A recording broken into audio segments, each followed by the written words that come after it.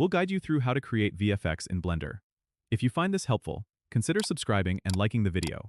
First, open Blender and make sure you're using version 3.5 or later for the best features.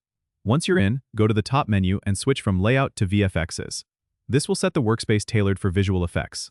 Next, import your footage by clicking on Add in the Movie Clip Editor and choose your video file. For effective tracking, it's essential to set markers. Click on Detect Features to automatically place tracking markers. You can adjust these markers manually for better precision. Then, go to the Track menu and press Track Forwards to let Blender analyze the motion in your footage. Once tracking is complete, you need to solve the camera motion by clicking on Solve in the Solve panel. Make sure to select Keyframe in the panel for automatic keyframe detection. After solving, check the Solve error value.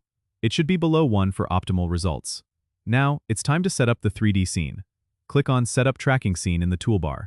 This action creates a camera and a basic scene setup for you. Next, switch to the 3D view and add any 3D objects you want in your scene using Shift+A prime.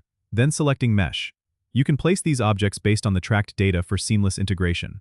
Finally, for rendering your VFX, go to the Render Properties tab, select Cycles or Eevee as the render engine, and adjust your render settings.